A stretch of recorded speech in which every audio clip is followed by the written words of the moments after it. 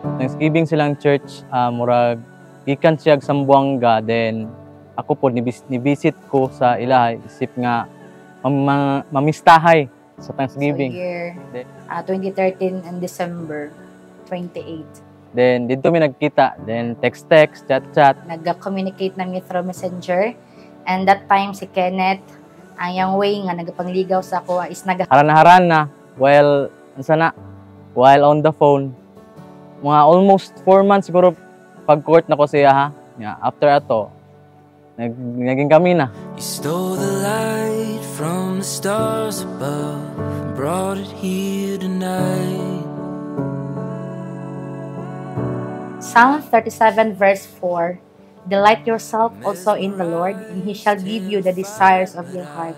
15 years ago, when my friends asked me, what is my standard sa lalaki? I said, true Christian, God-fearing, ug tungod ni ana, sobra pa sa kagwapo na gid siya nga pagka-boyfriend nako.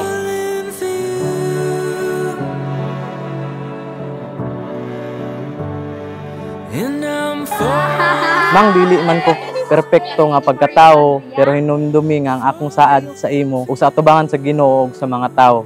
Mang, I promise to be there for you when you need me. Ug maskin nga sa panahon nga dili ko nimo kinahanglan, I promise to be the man that I see now in your eyes, today, tomorrow, and forever. Punta, magbalipayon ka. Salamat kay gibukog ko nga, tapos iman iyon nga ang babae, tama pormente. Kuan siya ba, maasikaso gud. Hilig mo na siya magluto. Muatiman siya mayo. Akong gi-pray gud sa Ginoo nga, Lord, kung tagaan ko nimo og lalaki kana gyung matinud-anon nga nag-alaga diha sa inyo.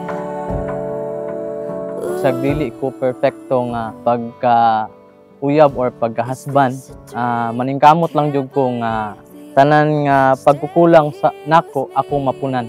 O maatiman ako ang among moabot tay nga pamilya.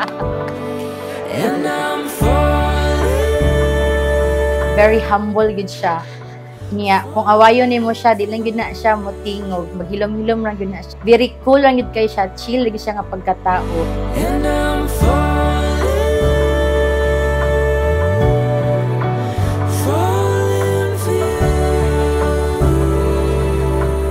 I vow to be with you as we grow together in our individual ministry and as we faithfully build our family.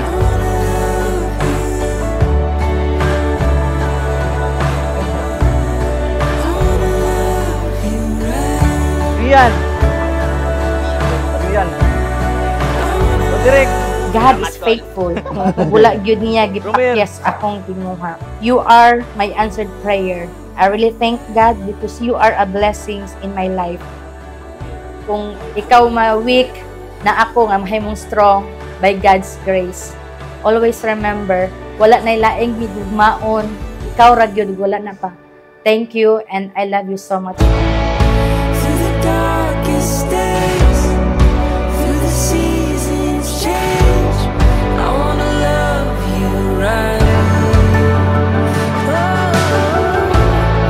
Till our breath is gone and we can't hold on. I wanna love you right.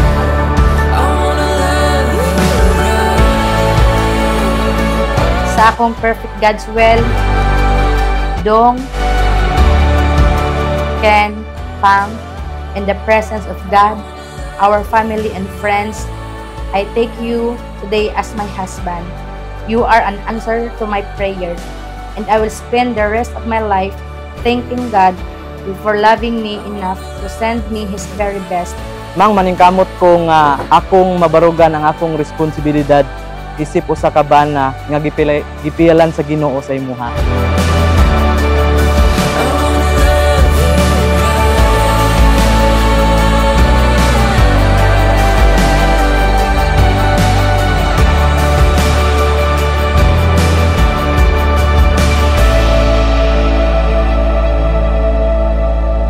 Sa matag adlaw, sa kalipay, sa kasakit man, ug sa kaharuhay ug sa kalisod, kanunay ako magpabilin kauban ka ug ang Ginoo isip sentro sa atong pamilya. I love you. I promise to be for you the helpmate God intended from the beginning. I will love you and be faithful to you, alone from this day forward until God call us home. I